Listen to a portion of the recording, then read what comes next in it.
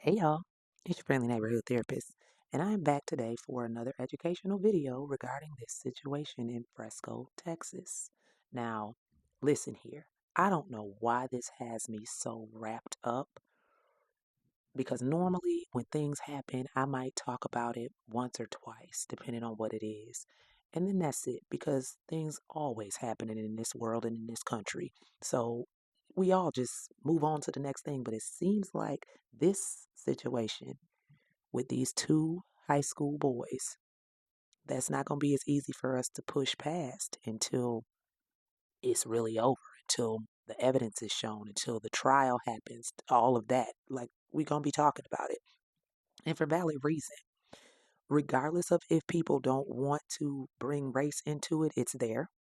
And it may very well have not been a racially motivated situation. I don't believe it was.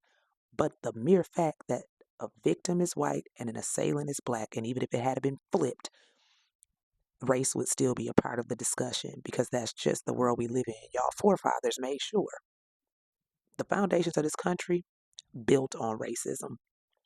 So now you can't escape it, no matter how hard you try.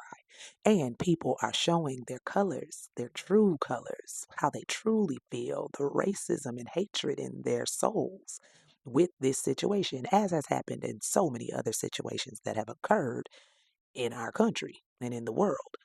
So, that being said, one thing I want everybody to be careful of is spreading misinformation. Now, there are a lot of things being put out there that look really real, a lot of Photoshop pictures, a lot of statements, a lot of different things. Hell, I can admit that something I have said in a previous video could very well have been wrong. I've tried to do research to the best of my ability, but it could have been incorrect. I can admit that. Can y'all admit when y'all wrong? Some of y'all out there, especially people in my comments, are you capable of doing that, admitting when you're wrong? Anyway, be mindful of what you put out there. There are so many false narratives and untruths and half truths and I don't know truths being spread. So we do need to be mindful and be careful of that. Okay? I will do the best that I can to make sure I put out correct information as it comes. Now, that being said, I'm going to stick to some more educational information today. Just so stick with me because we're going to talk about a specific law in Texas that might alter what you think about something that keeps being said. But before I do that, I just heard recently that there may be a video of this situation, and that is actually not shocking to me. I was actually more shocked that video footage wasn't already put out because I'm from the world where when I was growing up, baby, everything I put on World Star immediately, fights and everything else. World Star, it didn't make sense to me that nobody had phone footage of this. Teenagers and adults in this country, in this world in general, pull out their phones the instant something starts to go left. The instant. So it did not make sense that a bunch of high schoolers, nobody pulled their phone out. That doesn't even seem logical in this day and age. So I am not surprised to hear that it might be video footage. And if it is, that video footage is probably a part of evidence, so we're not going to see it yet. But when we do, it's going to tell a story. And I hope folks are ready for that story. No matter what side of the fence you on, I hope you're ready for the story, okay? Once the video footage comes out. Now, that being said, despite all that, the last video I did, I talked about the stand your ground law because a lot of people were saying he cannot claim self defense because of XYZ. I read all the key points of the stand your ground law. He can. He can. The right type of lawyer can make that swing. But one point of interest that kept coming up also was, well, at the end of the day, though, he had a knife on school property at a school sponsored sporting event. And that's illegal. That's not allowed. That's prohibited. So, right then and there, him bringing that knife automatically nullifies whether it was self defense or not because he shouldn't have had a knife. Well, guess what, y'all? I did a deep dive into Texas laws surrounding knives. Y'all might be a little bit surprised with what the law in Texas says. So, let's talk about it. In Texas, carrying a knife with a blade longer than 5.5 inches, which is considered a location restricted knife, is prohibited on school property and at school sponsored events. But guess what?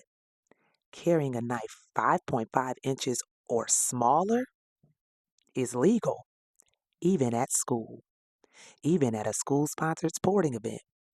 It is perfectly legal in Texas to carry a knife smaller than 5.5 inches long to school. Now, let's go a little bit deeper. Texas changed its knife laws with House Bill 1935 on September 1st, 2017. It removed the term illegal knives. This let Texans carry more types of knives legally, but some rules still apply. So, of course, the length rule that I just told you is one of them. But if the knife is within length, you can carry it anywhere. Okay? If the knife is too long, you cannot carry it to places like schools, hospitals, jails, government buildings, and certain bars. But Texas does allow both open and concealed carry of knives, and there is no limit on number or blade length. Just remember the special rules when it comes to the length. Now, also, you might be saying, well, cool. So he could have had the knife at school, but guess what? He's a minor. Well, if you're under 18, there are extra rules for you. Giving a minor a location restricted knife without their parents' okay is a Class A misdemeanor. Let me break down for y'all what that means. That means if I give a 17-year-old a 6-inch knife, that's a Class A misdemeanor. But if I have their parents' permission to give it to them and they have their parents' permission to carry it, it's legal. So, if the knife that he was carrying, which is in evidence because it was still there in the bleachers, if that knife is 5.5 inches long or less, he is perfectly within his rights to have had it at a school event. Yep. If that knife was given to him by a parent, it's perfectly acceptable with him being a minor.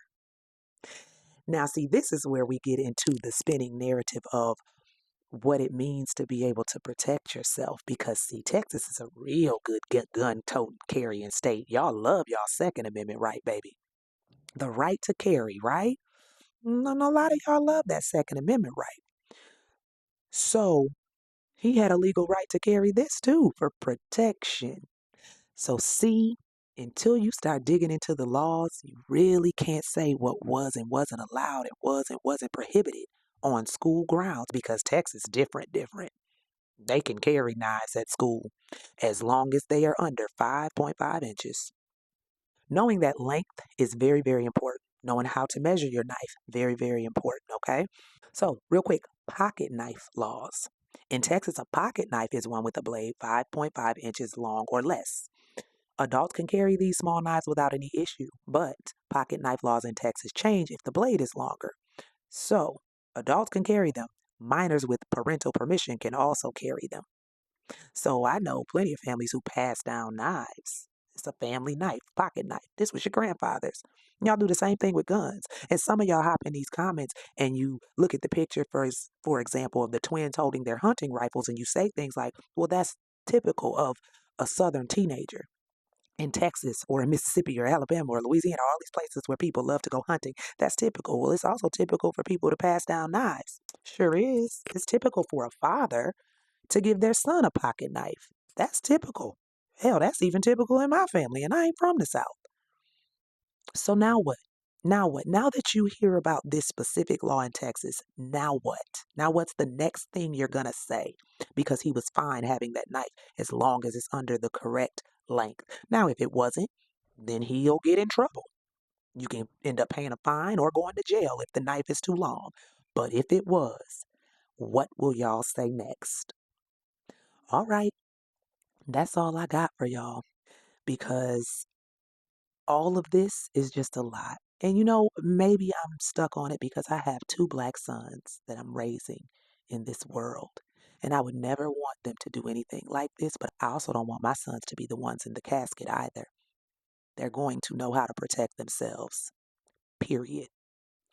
So, y'all have a beautiful rest of the day, and I will holler at y'all later.